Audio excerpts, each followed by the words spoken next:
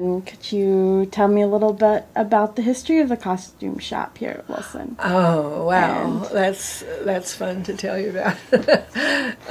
Well, I go beyond this building.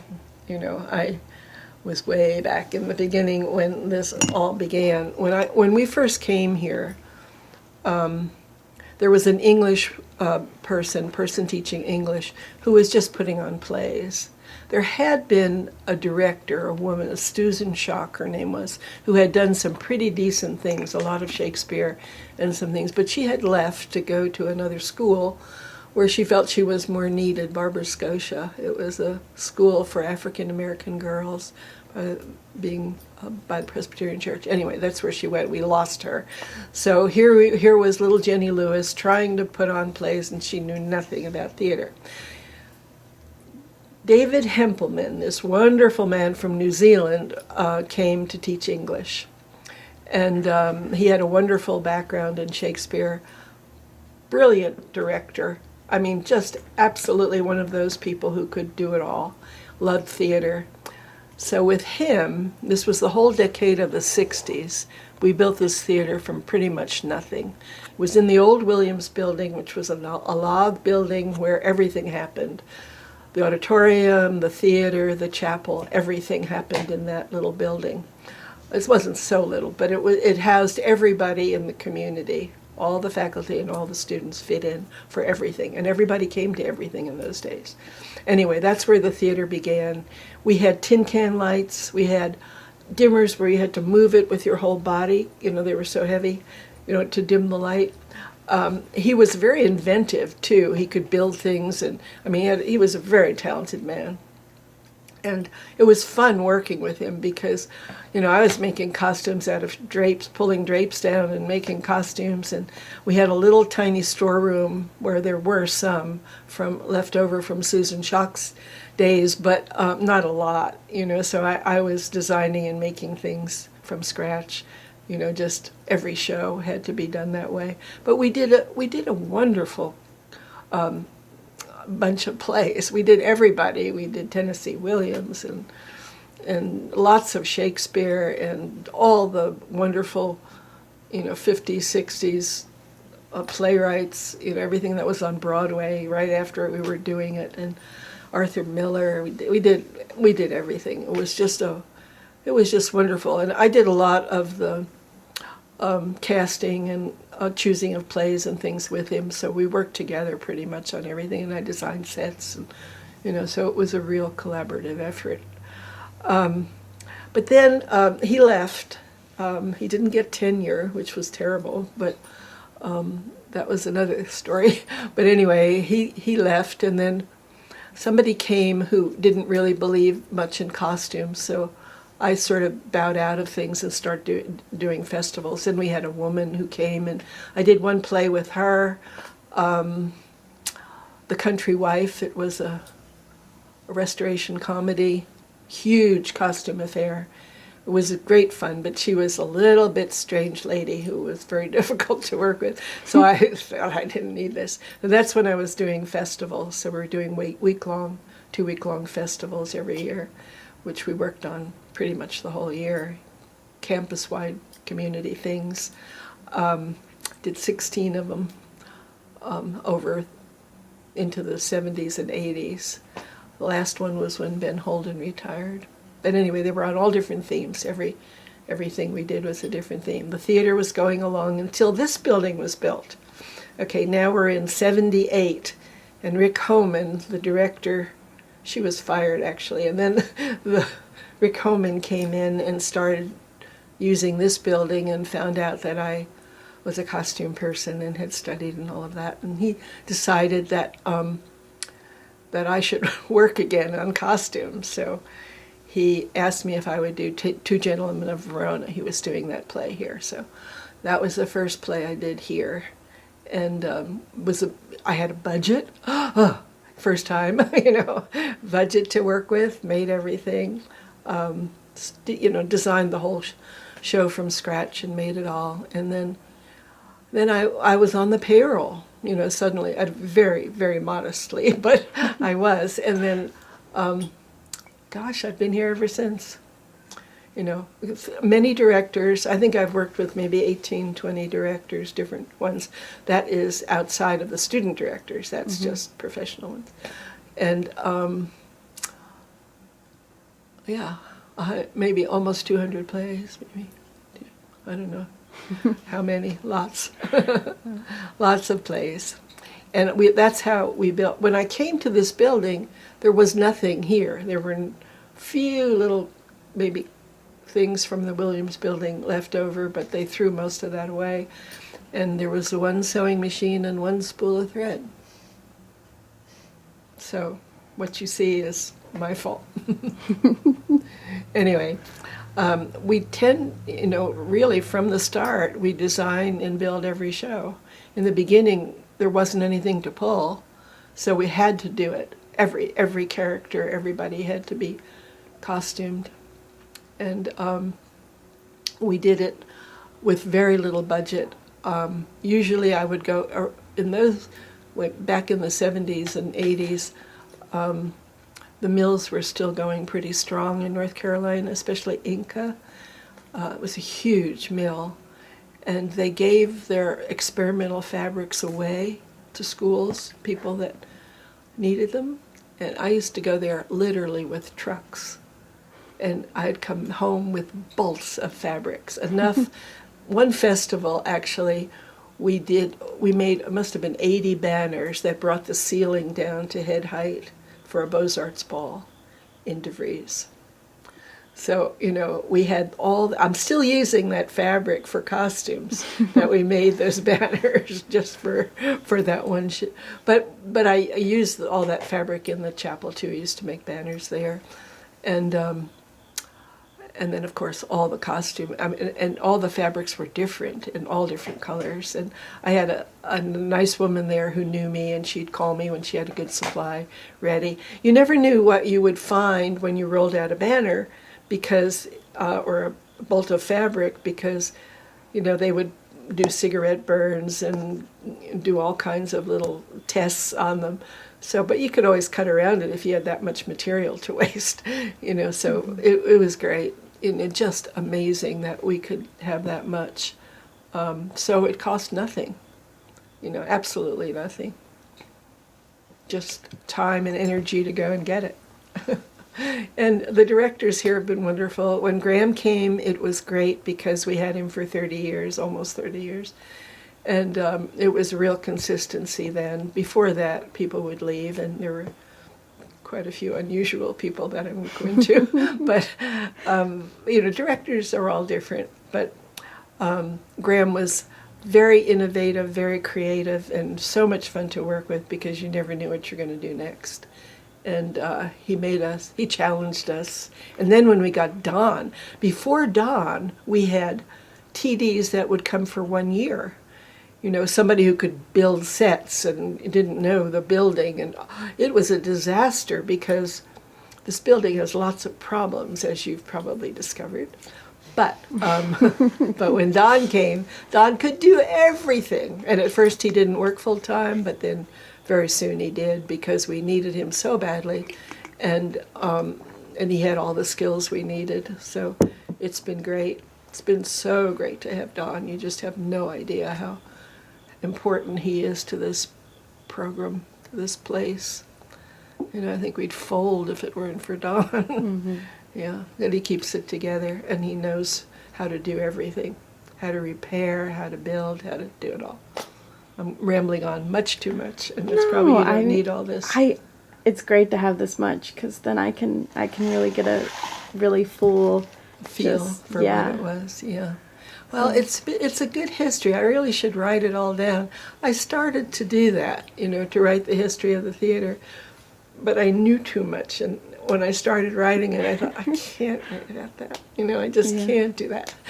But then I started writing stories, different things that happened here that were interesting.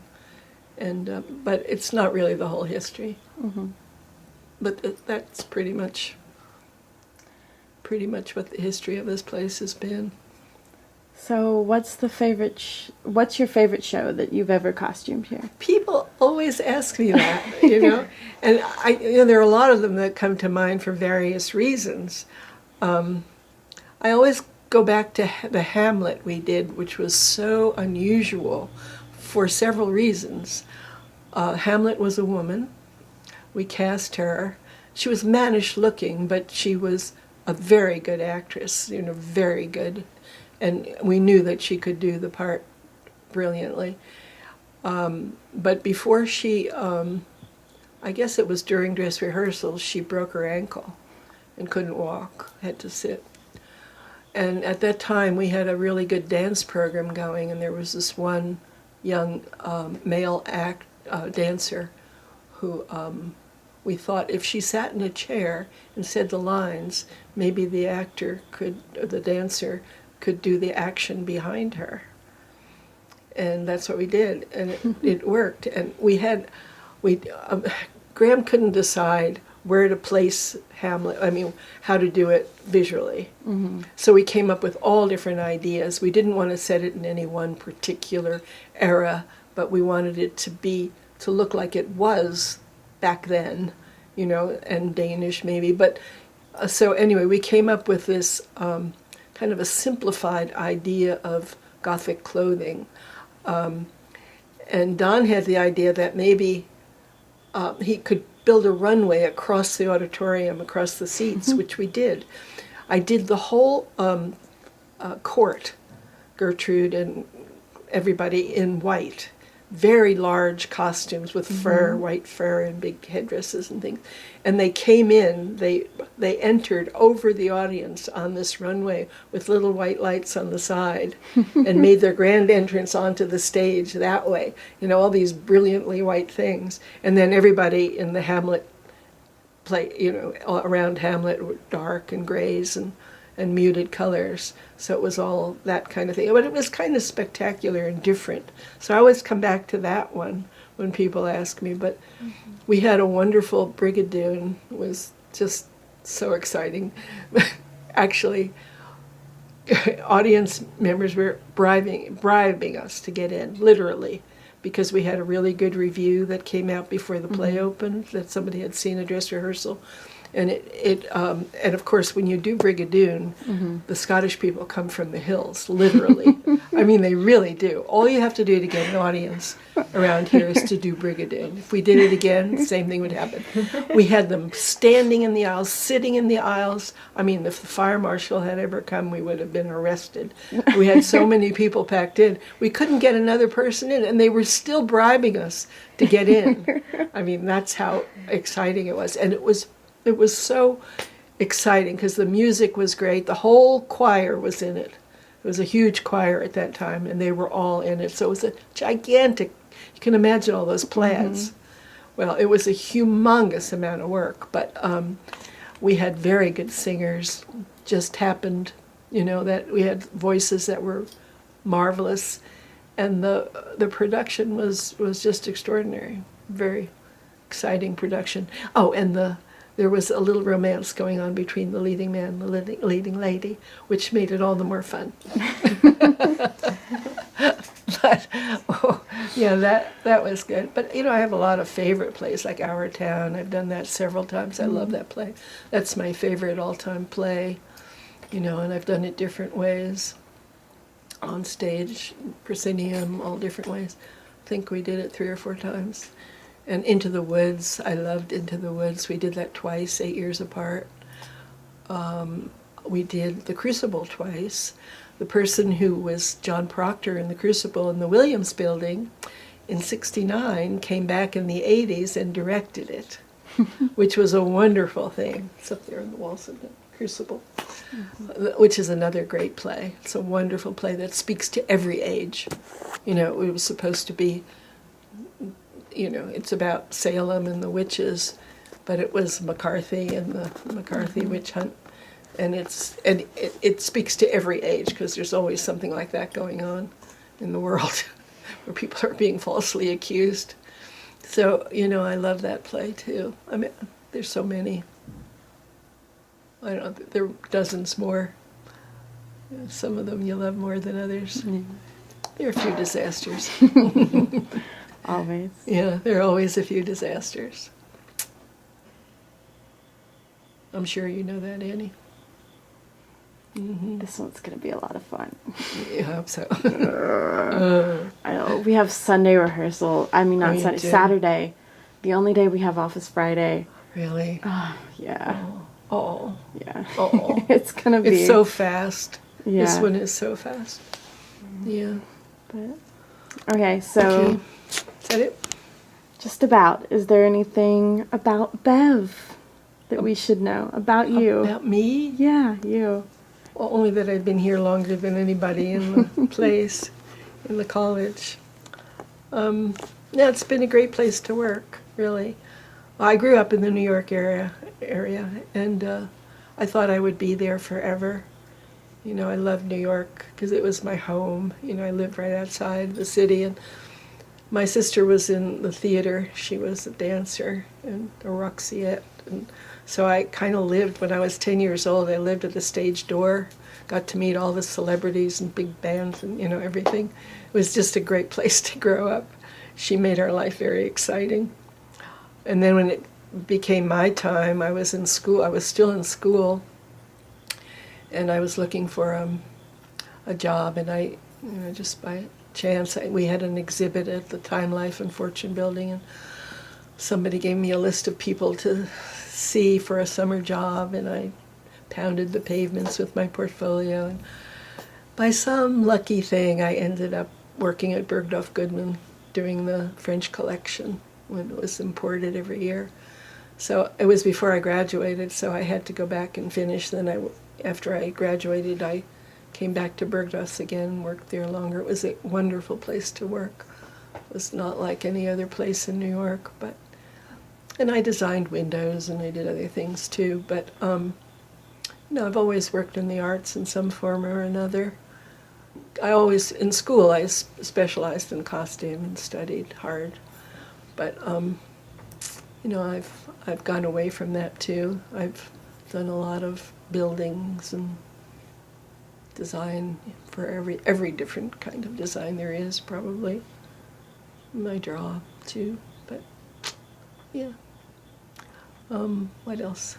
Oh, recently I went back to New York and went back to Bergdorf's, and they were so interested in the way things were when I was there that I had a wonderful experience. They all interviewed me and did all kinds of things, treated us to dinner, and it was a big birthday. And I found one of my drawings hanging on their wall, which was kind of out of the blue. I had just, well, yeah, I should tell you this part. It was interesting.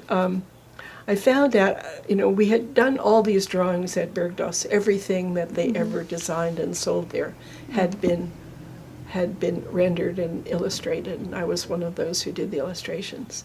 And they would keep them in a huge book in the salon where the customers would come in and choose what they wanted to see modeled.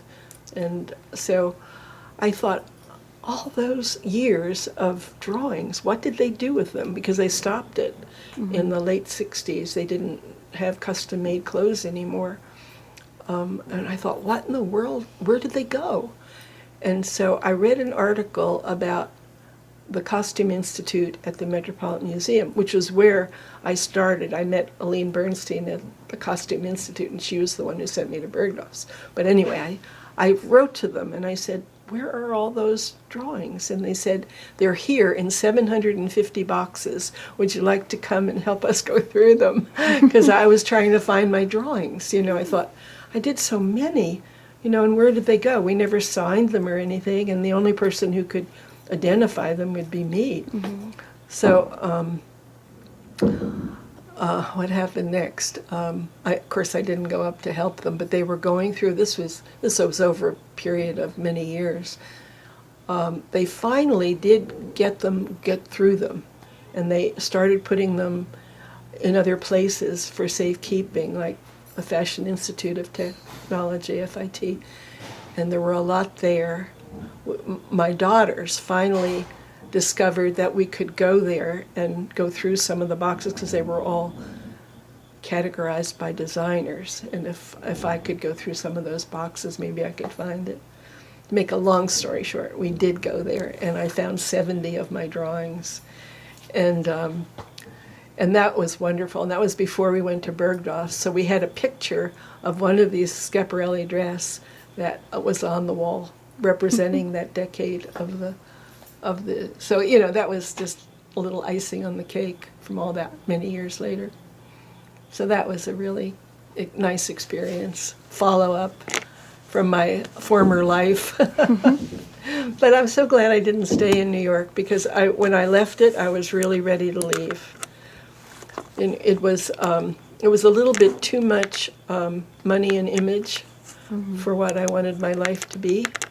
But I was so lucky to come here and be able to do all this. But then I have another dimension. You know, I taught for many years, taught history of costume for the stage, and also design classes for theater students. So, you know, I got to do all of this, and yet I got to use my education. So, anyway, the best part of my life is having 2 children and finding the right husband. And I never would have come here if it hadn't been for Fred, you know, who I was just talking about that today to Catherine, about coming here. We came here for an internship right after we were married for the first year. Some of the students were even older than we were. But we go back a long way. And he was the chaplain and taught the head of the religion and philosophy department for almost 40 years. We thought we'd stay 5 years because the job needed some continuity. Mm-hmm. Yeah. And then you're still here. Yeah, here we are. Here I still am. More than 40 years later. Yeah. It's been a good life. Do you think it's a good place to be? I like it a lot. No, we have a good crew. We always have a good crew. We do. You know, and I always think, you know, I'm way past retirement age. You know, I thought, I'll retire. I'll leave when I have a really bad crew or a really bad class. You know, that's my cue. But I never did. And here's Catherine and Rosie and then, you know, just such nice people. So I'm still here.